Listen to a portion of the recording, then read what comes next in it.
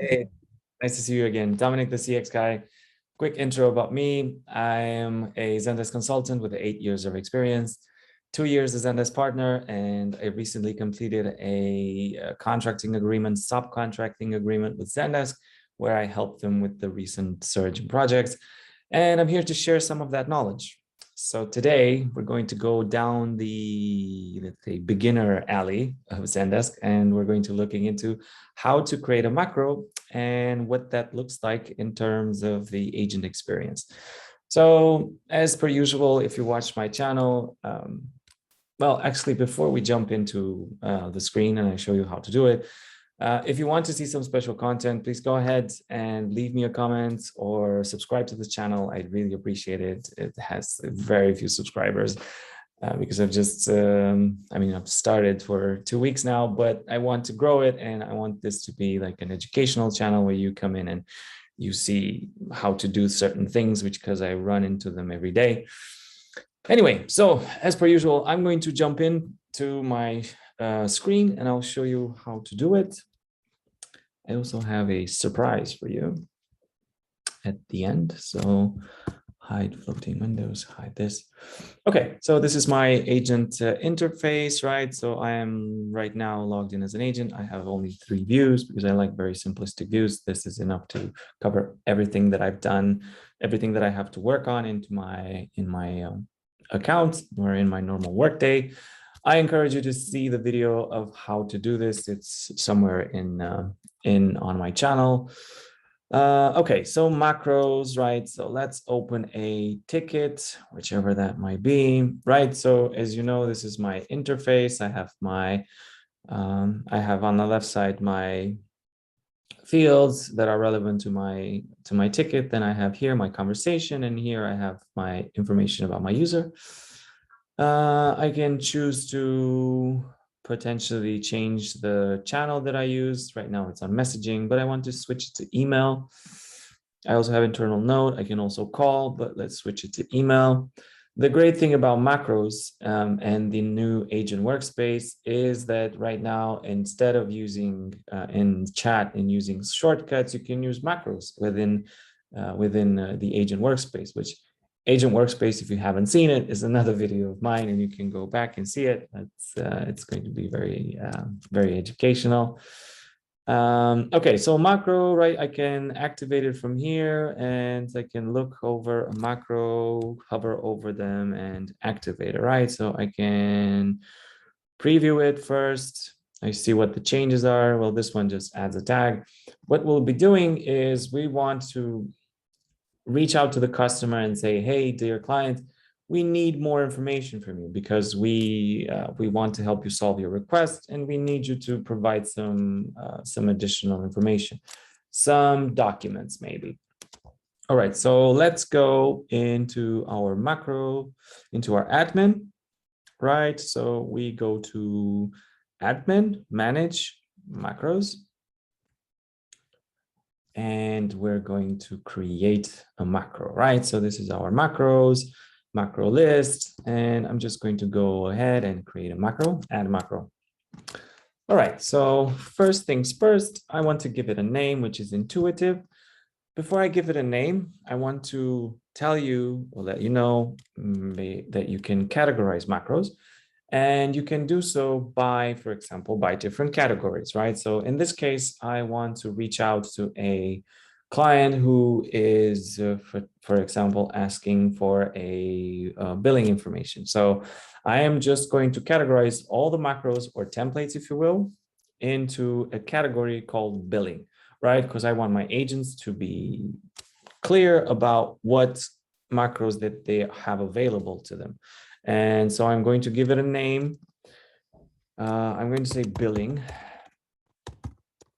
Then I'm going to add double colon. And the reason I'm doing this is because this is setting up my categorization, right? So billing is my first level, and then I can give this macro a name. I can definitely go, for example, even deeper. I can say invoice, and then go ahead, double colon. What this does is creates my first level at billing and then my second level at invoice, right? I don't want to go that deep. I just want to create one single category, one for one level. It's going to be billing. And then I'm going to call it something like ask customer for more information. Now, if you're using Zendesk, actually, no, I'm going to tell you that afterwards. So description, I can give it a description. Who is it available for?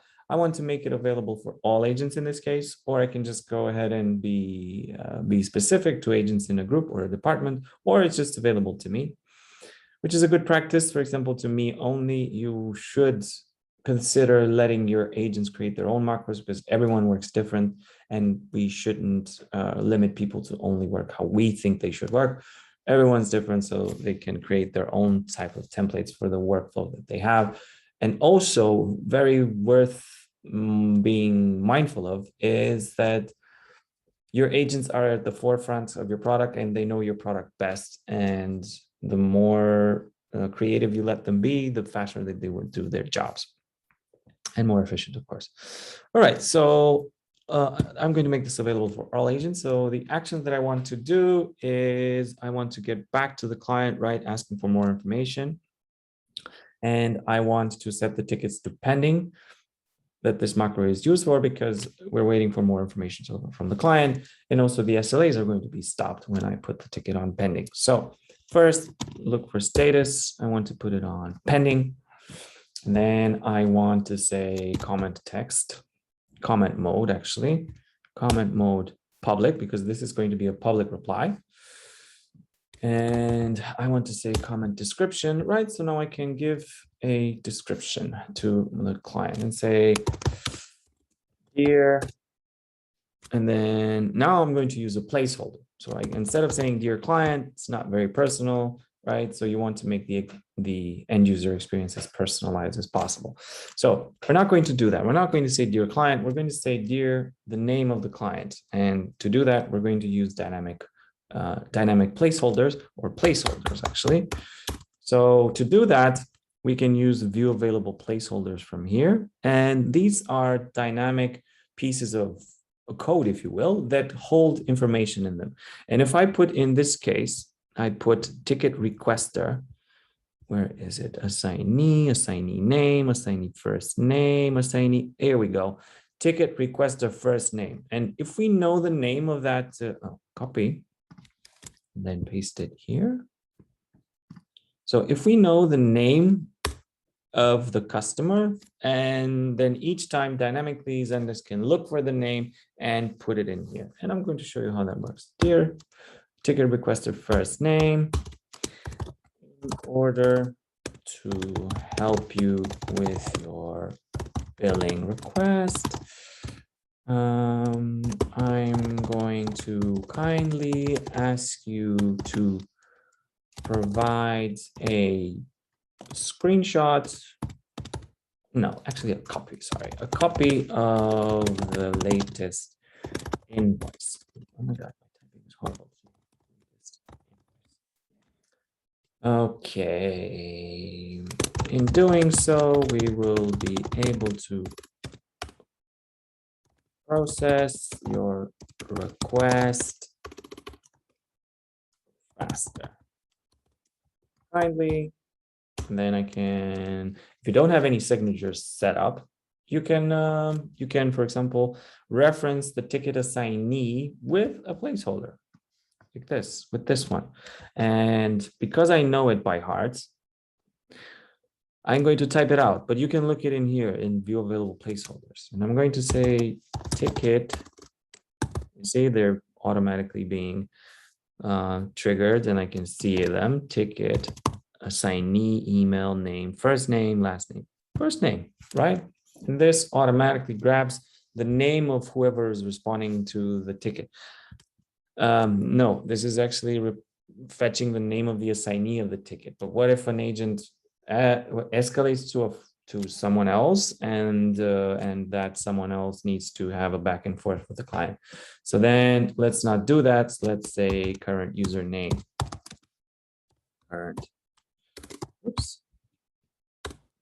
current user first name. Current user first name means like whoever is replying to the ticket is going to be the current user, and we're going to take their first name. And I'm going to show you how it looks like. No worries. All right, status pending, common mode public, available to all agents, created a category for billing, ask customer for more information. Perfect. Create. All right. So now I'm going to refresh my screen. Otherwise, you will not be able to see it.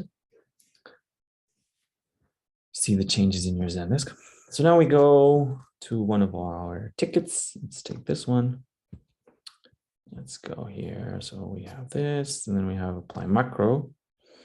And then we go and see, here we go, billing.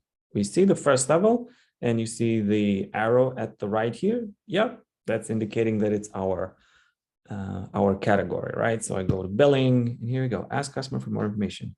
I can preview it, as I've shown you a bit earlier as well. Dear Dom, right? So this Dom guy, this is the requester. So here he is, Dom, requester, and then the assignee name is Dominic. Well, it's a test. It's me. I don't know what you were expecting. All right, let's look at it again. Billing, see it. And then, right, so what this does on the left-hand side, it says it's going to change the status to pending. Then a public reply, dear Dom, which is dear ticket requester first name, and then kindly Dominic, who is the assignee of the ticket, right? Apply macro. And here it is. And then see, status is pending. And I update the ticket.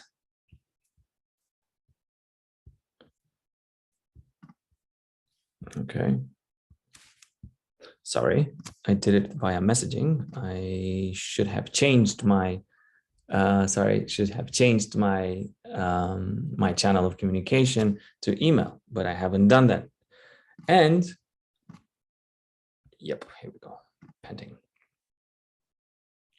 And here we go, my update coming here, right up here. All right, so you're going to say, Dominic, but we offer support in multiple languages. How is that going to help me if we're not going to do this this update with the language that the user we're supporting it? Well, I'm glad you asked. Okay, having a conversation here by myself. So we're going to be adding a dynamic content. We're going to do a different lesson for dynamic content, but we're going to do real fast how you can do this right now. So you're going to use manage dynamic content, right? So I'm going to add an item, which is my the name of my placeholder. So what I'm going to create in order to contain the translation of this, for example, text that I want to send. So I want to create a text, a dynamic placeholder that for dynamic placeholder with dynamic content that we're discussing right now, which we'll be covering in a different lesson, with the help of which we will be able to offer support in multiple languages. So I'm going to give this dynamic content a name, and I'm going to call it macro because I'm using it in macro. And I'm going to create the same kind of categorization with double colon twice, because this is going to create a categorization exactly like you've seen in the macros. So we want to have dynamic placeholders, dynamic content placeholder as well categorized as we have macros. So we have everything looking nice. And if we, for example, need to leave the company, then whoever comes after us will be able to find these with ease, right? So you don't have like a really long list of uncategorized dynamic contents. All right, so macro, we named it ask customer. Okay, no, sorry, we said billing, ask customer more information. So it's going to ask me like, what is my default language? I'm going to choose English United States for this case. I'm going to go ahead and open my macro so I can copy the text in English, which is going to be my default text, right? So my default language. If a user writes to me from a language that we do not support, so they write in Uzbek, for example, or they write in, I don't know, let's imagine Filipino, and we don't have that language, we don't support it in our Zendesk, it's going to give the answer in English because more people speak English than they do, for example, I don't know, any other language that we can think of. So we're going to go to macros. Let's look for our billing, ask customer for more information.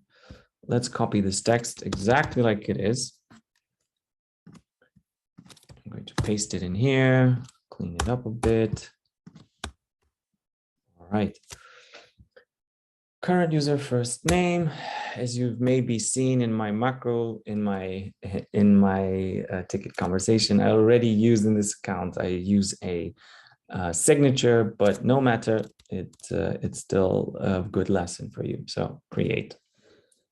So what this does, dynamic content, it creates a dynamic content placeholder, right? That we also use earlier with current user first name. That's the same thing, same principle.